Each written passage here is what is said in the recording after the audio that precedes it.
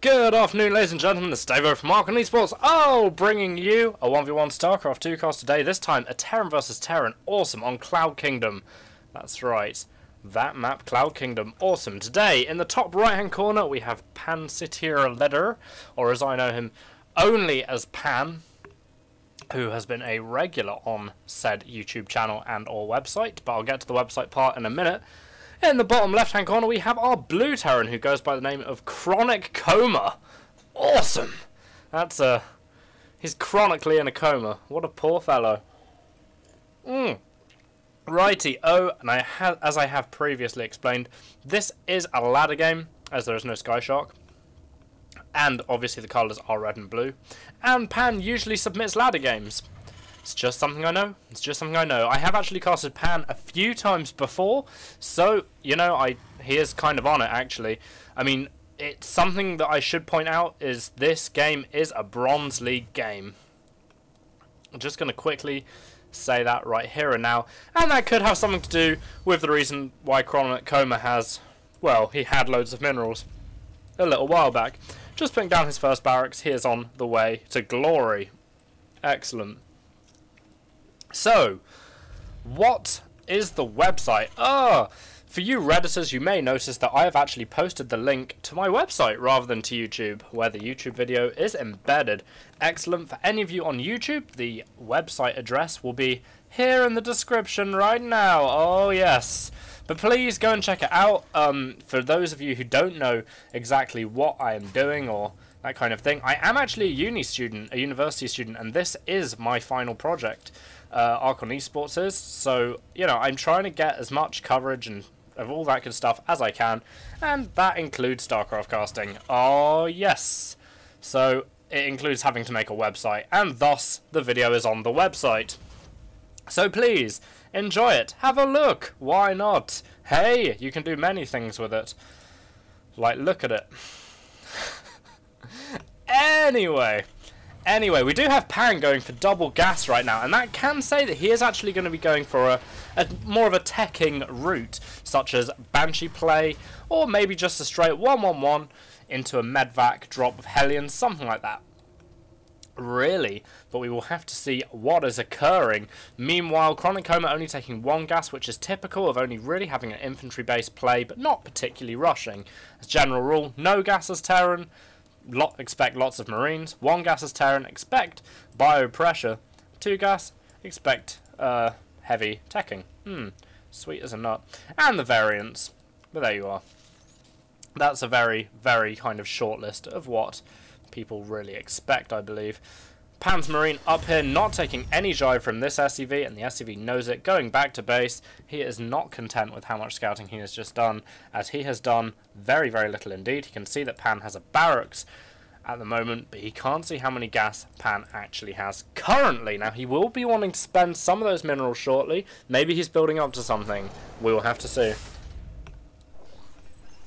We will just have to see. Meanwhile, ChronicComa over here, putting a reactor down on his barracks and building another one as well. So it does look like we are going to see a bio solution to the problem of what composition to go. But I still think that maybe Pan is actually kind of deciding on what he wants to do here. Factory going down, so maybe we are going to see some early air units coming out. And an engineering bay also, so... Oh, no, the engineering bay gets cancelled. I mean, Pan at 750, 620 minerals right now, and an engineering bay does actually go down right now for Pan. So there we go, he has actually decided to go back and get that engineering bay, no problem at all. Meanwhile, ChronicComa has a factory on the way. Factory, of course, gives birth to the most dangerous unit in Terran vs Terran, which is, of course, the siege tank. Siege tanks, of course, have the ability to make these guys fly across the map in tiny little pieces. Oh dear. So they are very, very useful indeed in Terran vs Terran. Actually, like a weapon of choice for many, many players indeed. I wouldn't be too surprised to see a tech lab go down on this factory, but no, it is actually a reactor instead. So we might be seeing, well, that's answered my question. We might be seeing medvacs come down with a starport right there. I'm very sure that these are going to get switched over as soon as the starport is done. It would make almost perfect sense. So we do have ChronicComa going for a kind of a bio-medvac play, getting his medvacs out around probably the 8-minute 30 mark, and that's absolutely fine. It really depends if he's going to switch over to this reactor. Of course, he will lose some time on getting the medvacs out then, but, you know, no big hassles. 3 supply depots going down on the far left-hand side of ChronicComa, as he has just, unfortunately, made himself supply block. Meanwhile, Pan is going for a Tech Lab starport, so it does actually mean that we are going to possibly see a Raven, maybe see some Banshees, some of that cool stuff indeed. Also a command center on the way, 2 armories on the way as well. We do have cloaks, so it is going to be Banshees coming right out. Another Tech Lab going down on the starport right now, so I mean, Pan is possibly doing the most all-in of all-in plays you can do, which is of course the 2 starport play. I mean, it's so all-in that you are going to lose if you get attacked before the Banshees come out, generally speaking, as a generalization. Generally. Anyway, command center just finishing up now for Pan, and I'm sure that is going to be moved into the natural position for him. Meanwhile, Stimpack just finishing for his opponent right now. Is the factory going to see the troops moving out? It is. Unfortunately, the factory... Oh, the factory is actually going to be able to delay Coma's troops moving out, so that's obviously very good for Pan. A, it lets him know that the troops are on the way, and B, it lets him destroy the factory. And C, it also stops ChronicComa from attacking so quickly. He's just lost about 30 seconds of surprise window. The surprise went out the door as soon as Pan saw the factory getting attacked by the Marines. And now ChronicComa has to work with the fact that he doesn't actually have any element of surprise in this attack. And that could be pretty dangerous. It could be pretty dangerous. Something else is actually, if Coma spends this energy before he attacks, he could be in big trouble because he won't have any way of picking up the stealth Banshees. And that could work to Pan's advantage incredibly well. Of course, he does have the high ground vision as well. It's never a comfortable situation to push up any ramp as any race ever, especially a tiny ramp like this one. But are we going to see Coma drop and push, or are we going to see a double medvac drop from Coma? That is the question. He doesn't know what is going on inside his opponent's base, so this drop will provide some useful scouting, if anything. And there we go. Coma is actually going to see the command center. Is he going to attack the command center in the air? No, he is not. He is actually just going to go straight for the drop. But I'm more than sure that Pan probably saw that coming. Let's just switch to Pan Cam. Alright, so Pan is waiting for what his opponent is going to be doing. He sees his opponent coming up the ramp on the minimap. Oh! The Banshee cloaks, no way of Coma's unit seeing that at all right now. Meanwhile, the medvac comes up round the top of the mineral line. Medvac will want to be careful not to get killed off by this Viking, though. That is something that could definitely happen. The Viking leaves them alone. Unfortunately, the attack at the front gets cleared off by Pan's units. These medvacs must be sweating beads right now, seeing as about a third's health left this one, and boo, 26 HP for the other one. So that is very, very dangerous water indeed if you are a medvac of the blue variety. Now that double prong attack didn't particularly work. Let's be perfectly honest. I mean, it wasn't the best micro you've ever seen, the best multitasking. But then again, this is a Bronze League game, and those maneuvers can be fairly hard to pull off if you're not an experienced player, really. But nevertheless, we do have Coma coming in the back of Pan's base right now with the medvac, and he is going to be dropping the Marines and taking down the refinery. Uh-oh. There we go, we do have the Marines actually going and taking down the SCVs instead, which some might say is a better idea. And when I say some might say, I mean lots of people might say. And actually, Coma's managed to do a lot of damage right here, and this isn't great for Pan, you know. He's only just got his natural up, and I can think of things that could be better right now, but hey-ho. Meanwhile, Pan not actually producing out these starports just yet. Lots of reactor barracks down.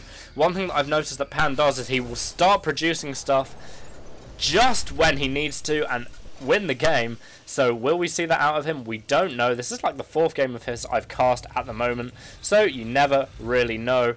But that is what I predict just from seeing this player before, you know?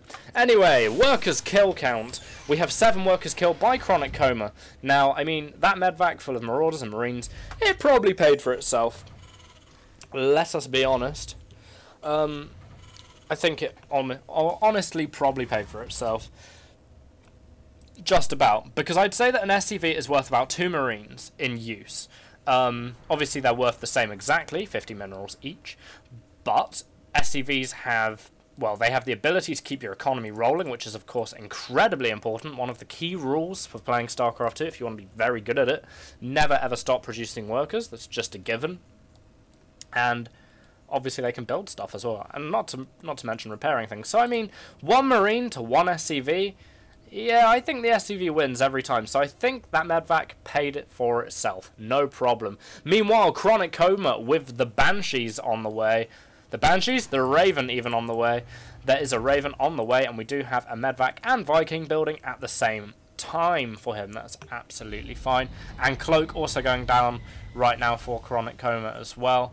So his non-existent Banshees can make the use of that. Excellent. Meanwhile, we do have ship weapons and ship plating +1 on the way for Pan right now. He is going to be making a lot more Banshees. He's also making he's kind of making like a fleet of Banshees. Let's call it a fleet. Like a frittata. I'm not sure. Frittata? Sounds like some sort of pudding. I don't know. Anyway, Pan unfortunately supply blocking himself currently. But he will be sorting that out with 3 supply depots going down. No problems at all right there. And now a massive army coming across the map right now for ChronicComa. And Pan could be in trouble. I mean, he is 62 to supply to his opponent's 91. Obviously, the opponent almost 30 supply ahead of him at the moment. Vikings are going to negate quite a lot of this medvac power. I mean... we also have scans saved up on both command centers for Coma, but I don't know if he's going to be quick enough off the trigger to actually be able to use them properly. The Raven also absolutely instrumental in spotting cloaked units, and this could be very dangerous for Pan, but it looks like Coma has left the Raven behind. Oh no! Not that he'll be needing it because the Banshees go down straight away. Meanwhile, we do have ChronicComa moving up the ramp right now, but he's moving too much. His Marine's not doing enough damage, and that is all she wrote for ChronicComa, because, I mean, he just didn't do any damage there, at all. His Marines ran up the ramp, negated the fact there was so many shooting at him at the top, and the Raven actually comes out unscathed, because, well, there's, well, he hasn't done anything, so there we go. We have medvacs and Banshees being produced. First Banshees, may I add, though, and missile turrets on the way. Banshees being produced for both armies right now. But we do have ChronicComa obviously getting more medvacs out. I mean, ChronicComa definitely has more of a ground force. Sorry, Pan has more of a ground force than ChronicComa by a large degree. Let's put it like that. Pan's upgrades, though, are actually becoming superior in a fairly large way. We have weapons +2 on the way right now for Mr. Pan, and ChronicComa is still sitting pretty on the nil weapons front. Ship plating nil, ship weapons nil. So, I mean, ChronicComa might want to do something about his upgrades, because in a mirror matchup, that is something that can affect you drastically. Obviously, both sides having the same units. Statistically, I mean, Marine versus Marine, they're both Marines, they'll do the same thing, roughly, I mean, depending on who gets first hit. But, I mean, if one player has better upgrades than the other, it definitely tips in favour. Let's put it like that. There we go, that's about the clearest as I can make up. Pan going for another expand right now. Where's that command center being built? Because I can see it being built. Am I blind? I am blind. It's right in front of my nose. Awesome. Pan also producing 7 Marines at once. That's off 3 reactor barracks and 1 non-reacted. Absolutely fine. And there is a as I said, the armada of Banshees moving across the map right now for Pan, and that Marauder will scout it. Luckily for ChronicComa, he does know what's on the way, but Pan is definitely on the way also, or at least he's just going to go to the Xel'Naga watchtower and see what exactly is going on. Ooh, yes, that is what is happening. Neither side getting siege tanks, as I predicted earlier, but we do have Pan just researching siege tech right now, so it does look like he's going to be getting siege tanks, but those look more like Thors, and they are Thors. So we do have Pan getting Thors and siege tech. So we'll see. Anyway, something died right there. Oh my goodness, it does look like Pan is about to start pushing. Can he do it? Can he crack ChronicComa's coma? Can this happen?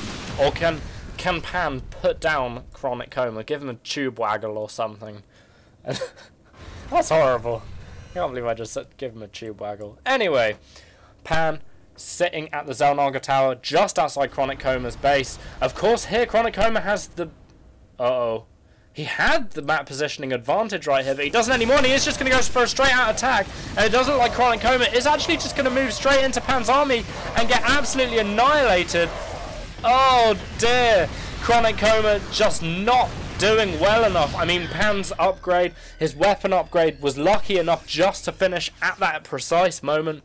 Or, well, a little while before ChronicComa attacked. ChronicComa finally getting some weapons and armor upgrades out, but it is far too late. 23 minutes into the game, of course, in Blizzard seconds, so... Oh, dear. Ooh. ChronicComa looks like he could be in big trouble right now. More Marines coming out for Pan right now. And also a Thor as well. Siege Tech has finished, but Thor's on the way. No problem there. Thors are essentially Transformers with an Arnold Schwarzenegger inside. No problem about that. And more Ravens on the way as well, without the Seeker Missile upgrade. But you know what? That is fine. They're just there for protection against the Cloak Banshees, as ChronicComa does actually have Banshees with Cloak. No problem there at all. Thor joining in as well. Of course, Thor have a reasonably good anti-air attack as well, so that will help against the Banshee threat. It's quite a long range, and it does splash damage, so that's a bonus. And here we go. We do have Pan. Looks like he's going to be moving in right now, possibly to try and secure this game as a win. And here we go. It does look like the upgrades will finish for ChronicComa just in time, but still, Pan is way, way, way better in terms. There's a scan for Pan, and there we go. Down goes the army for ChronicComa. Pan kind of standing there like, what now? And we do have the annihilation coming in. Both sides turning to Thors at the end of the game there, but Thors will only save you for so long against this many Marines. Marines are very, very good units indeed. I expect if you play StarCraft, you will know that. Another scan going down right there. I presume that was Pan's. And ChronicComa leaves the game without a GG. Oh, unbelievable. Who would do that? Who would do such a thing? Huh. Unbelievable. Anyway, there we are. That is all she wrote for this game and this edition of me casting Mr. Pan. As I say, I have cast him before. I think I actually casted his first game he ever posted on the subreddit. Cast it. But yeah, I'm just going to make the website address pop up once more in the little box. Oh, there you go. Okay, and that is simply because, you know, you could go and have a look at it or something. It'd be nice. Hooray! Or if you're not watching it on there already, yeah, there you are. Yay! Alright guys, well thanks a lot for watching. Have a nice day. Enjoy playing StarCraft 2. I will be back casting more games fairly shortly. Once I get my new computer, I will be doing streaming. Oh yes, I will be streaming possibly some tournaments with the guys from Team Fluid. Excellent. I will be... What else will I be doing? Posting profiles of various classes in Guild Wars, because if you haven't played Guild Wars yet, it's very, very good. You should go and play it. It's very, very good. I will also be looking at Dota, I believe. I might be dipping my feet into Dota. A little bit of League of Legends, perhaps, but that is way more of Alex's thing. If you don't know, Alex is my partner in crime, but I've rambled on for way too long, and this video should end. So, have a nice day, enjoy playing StarCraft, and I'll see you guys next time. Thank you very much.